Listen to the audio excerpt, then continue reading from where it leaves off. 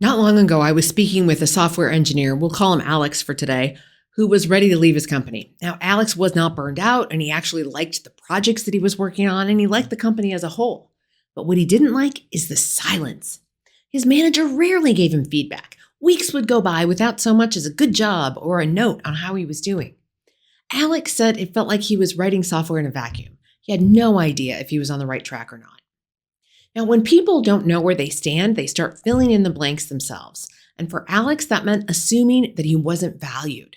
Before long, he found himself scrolling job postings and starting to apply to things. And not because he wanted to leave, but because he didn't feel seen and he didn't know where he stood. And that's exactly how you lose your best people. Not to burnout, not to lack of skill, not to better pay, but to a lack of a designed experience that recognizes and acknowledges people.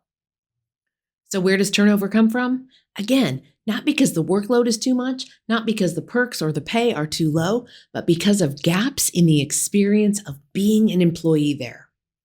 Stay with me in this episode because we are going to dive into the employee experience, and I'm going to give you 3 design principles that can help you design an employee experience that has your people clamoring to stay. Now, what Alex needed is visibility into the system state that was his work.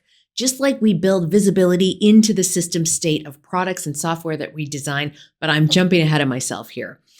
Let's take a look at what's happening on the macro level first before we jump in and use these 3 design heuristics to design a better experience. So retention is really the number one concern these days of chief technology officers and of senior level leaders in tech companies. And the ones who are leaving are not your slackers. You wish. The ones who are leaving are your high potentials and your high performers, the ones where it really, really hurts when they go. And that's who we need to design an experience for. We need to design an experience that makes those people want to stay, that makes them evangelists for working at your company. So there is this false assumption that it is pay and perks that get people to leave. Now, all other things considered, if the culture and the reporting relationship and the working relationships in your organization are amazing, the pay and the perks are not going to turn anybody's head to get them to look elsewhere, unless, of course, you're way, way, way under market. But I'm just going to assume that you're at market level. Now, again, there is this false assumption that it is pay and perks that get people jumping ship, but that is not the case. What we've tried so far hasn't worked to get people to stay. I mean, sure, the ping pong table is nice, the dartboard is nice, the kegs of beer on Fridays are nice, but that is not what gets people to stay.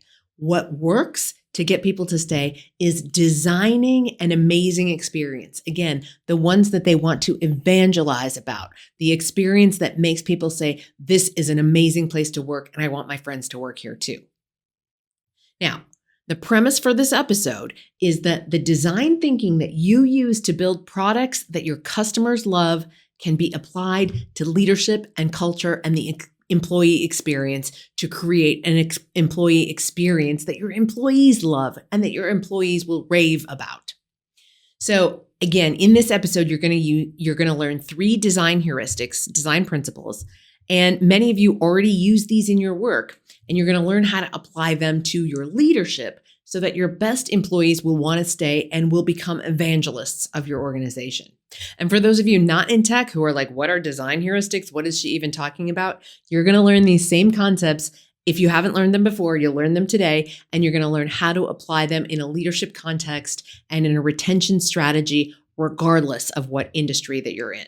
So let's just dive right into them. The first design heuristic is visibility into the system state. So this design heuristic, and by heuristic, I mean principle, design principle, is about keeping users informed with timely and appropriate feedback. And I've used this example on the podcast before, but the battery icon on your mobile phone is an amazing example of visibility into the system state. Because if I look at my mobile phone, I can tell you how much battery is in, my phone is currently holding. So what percentage of the 100% charge is left? And right now my battery on my phone is at 72%. And I bet most of you know what level your battery is at as well. But imagine if we didn't know. and that any second our battery could die because we didn't know how much charge was left, so we didn't know if we need to put on the charger. That would leave us feeling very uncertain and very unmoored. Okay, so likewise, visibility into the system state for your team is, how am I doing as an employee? How am I doing? Am I doing well? So this is where you need to give some feedback. And what the research on giving feedback suggests is that younger employees and employees who are newer to their role need more feedback, both the constructive feedback, where they need some little tweaks and some adjustments about how they could do better, as well as the positive feedback, the attaboy, attagirl, attathems. They need that feedback more when they are younger and when they are less experienced in the role. And if you've got somebody who is younger and less experienced in the role, then you really need to double down on the extra feedback. So project visibility is usually pretty solid, especially in technical teams. So we've got the agile stand-ups, we've got Jira boards, we've got various kinds of team visibility, stand-up meetings, daily huddles, all of those sorts of things give us visibility into the system state that is our team, because we are exchanging information about where the project is at and where people are at the team level. But individual visibility is often missing, as with Alex. And employees are wondering, am I doing okay? Am I hitting the mark? Now, to a certain extent, Alex knew that he was hitting the mark on software because he was in those stand-up meetings. So he knew that from a project standpoint, he was doing okay, and that the other software engineers knew that he was getting his work done and so forth. But he just still needed that extra feedback, that how am I doing here? Am I fitting in? Is this working? Are you glad you hired me? That kind of stuff. And again, we don't always think of it explicitly with those questions, but we do need that feedback. Now, when you're in a hybrid or remote work environment, it's even more important. And I did a podcast episode on this way back on micro acknowledgements. And it's so much easier to give those micro acknowledgements when we're face to face. And what I mean by micro acknowledgements is the attaboy, attagirl, attathems, the thank yous and the smiles and the nods of encouragement, all of those very, very subtle things that help people know that they're on the right track. And so when you're working a hybrid schedule, as Alex is, the person I'm talking about here in this episode, he's not getting nearly as much informal nods of encouragement as if he were in the office all the time with his supervisor. So he's in the office 2 days a week, 1 week, 3 days a week, the next week, for a total of 5 days every other week. And so it's basically 50% time in the office, and he's not always in on the same days as his supervisor. So they're doing a lot of their meetings on Teams. And again, all of those subtle cues just don't come through nearly as well. So we need visibility into the system state on the individual level. We need it on the team level. And again, Alex was getting that from his teams, from his meeting with his Intact team, or his project team, I should say. But we also need the visibility into the system state on the organization level. And again, this is where being in the office can help, because we're overhearing what's happening in different parts of the organization, or we're getting a sense of what's happening in different parts of the organization just by, like, say, riding the elevator with somebody, or standing in line waiting for coffee with somebody else that maybe is not working in the same functional area.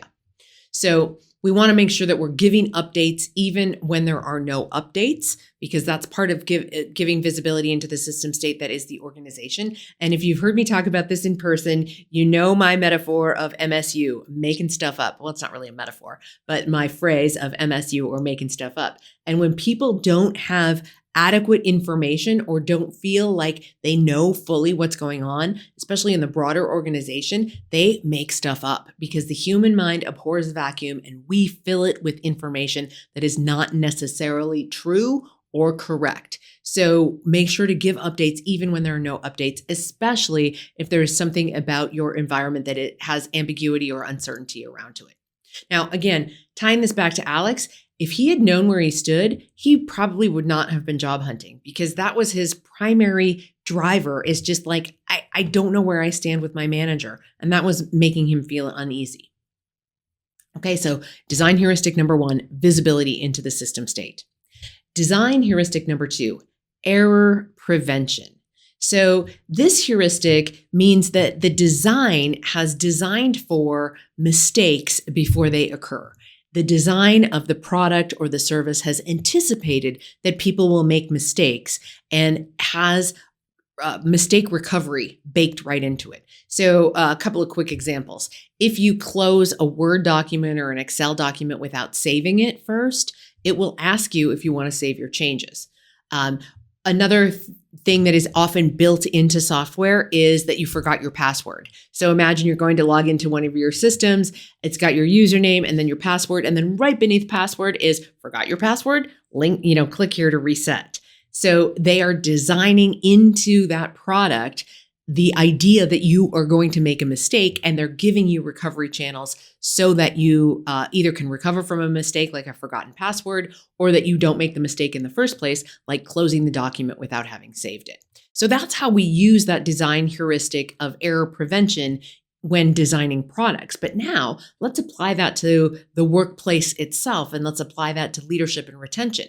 So when we give clear, explicit directions to people, that's going to prevent defaulting to the old way we would have done it, or, having to guess.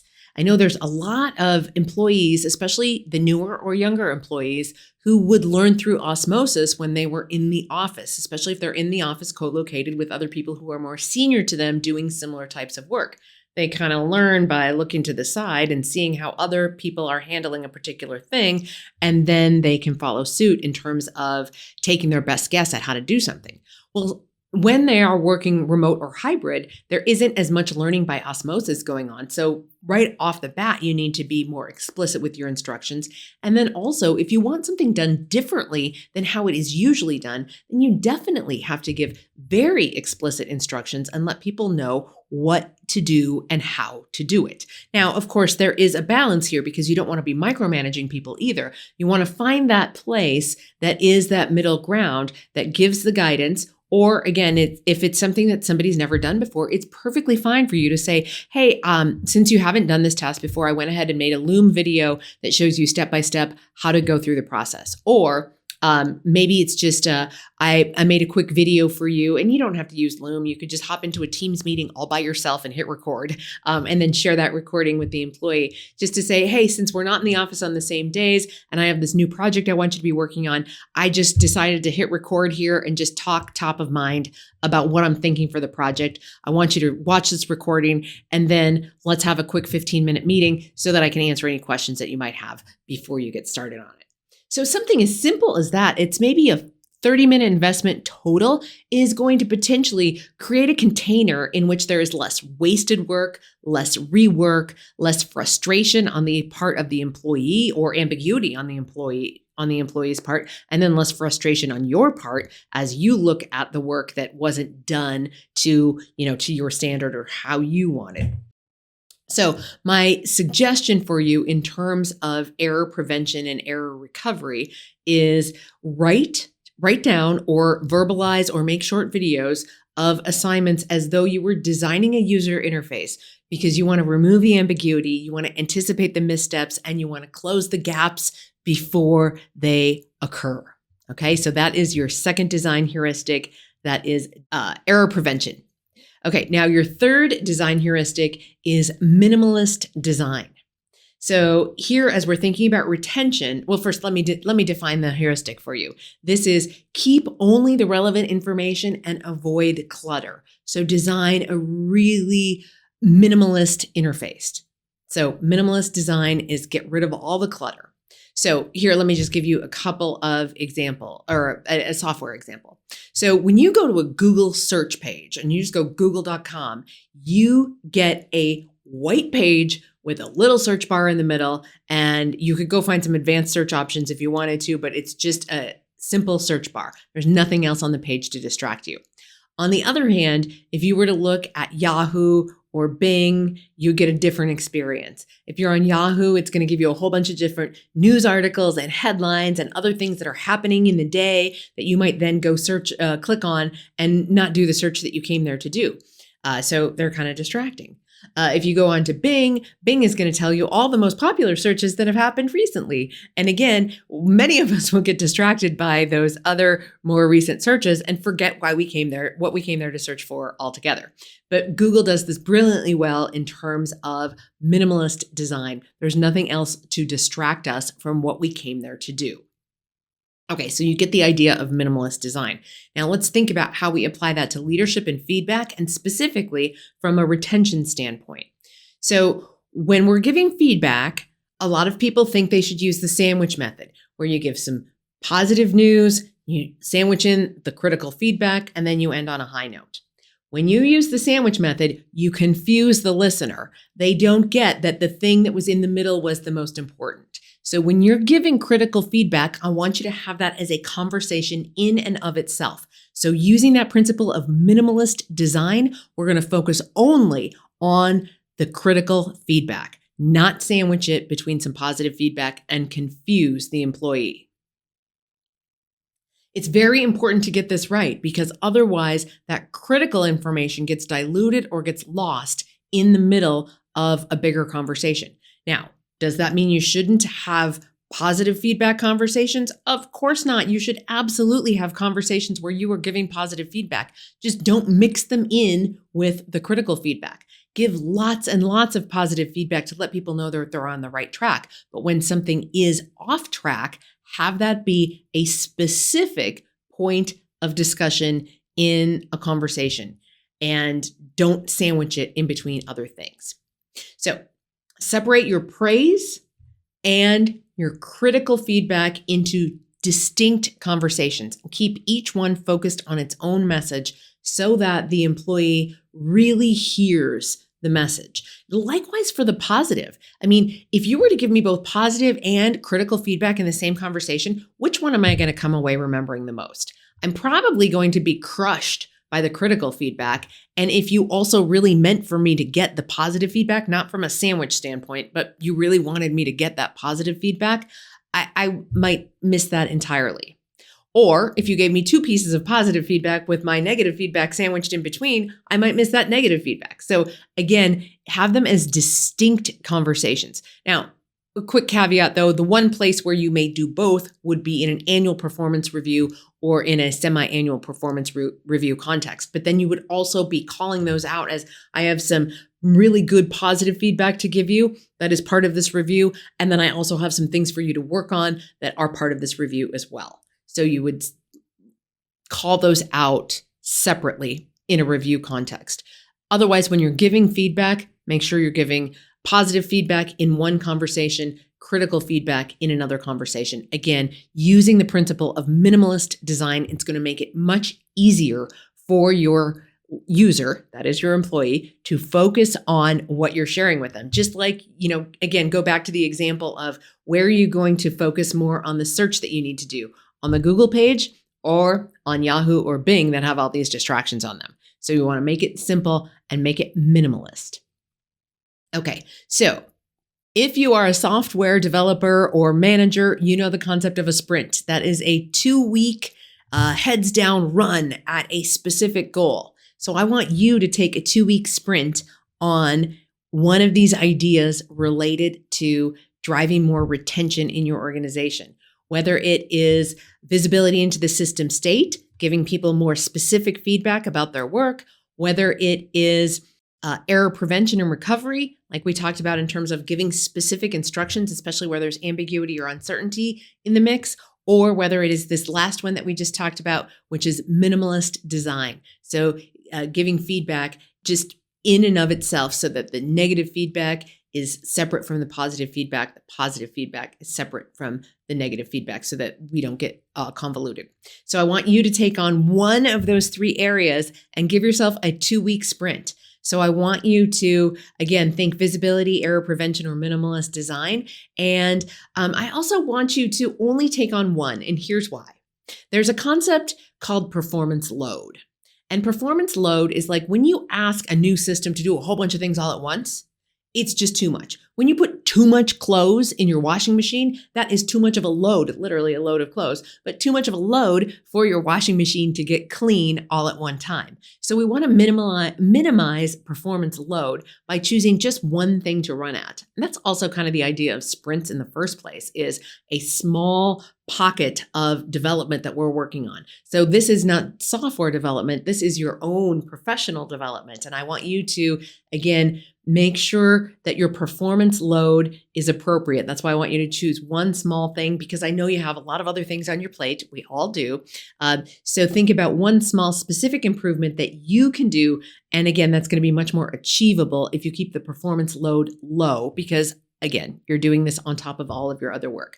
So visibility into the system state, error prevention and recovery, or minimalist design, pick one and then pick one area that you're going to work on it with. Maybe it's with your whole team. Maybe it's with individual employees, or maybe there's just one or two employees. In fact, maybe you feel like somebody on your team right now is a flight risk. And by flight risk, I mean they might be thinking about leaving the organization or, moving out of your area. If that is the case, focus on that one person and set this up as a 2-week leadership sprint for yourself, just like software teams do.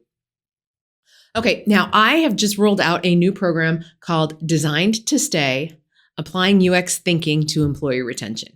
And that program uses a lot of the same principles I've been talking about here. It's much more comprehensive. This just gave you 3. That one has 10. But the idea is simple. The same design heuristics that you use every day to build great products can also be used to build great workplaces. So we'll work with your organization to apply human-centered design principles like visibility, error prevention, minimalist design, and many more to your leadership practices in your team culture. And the result?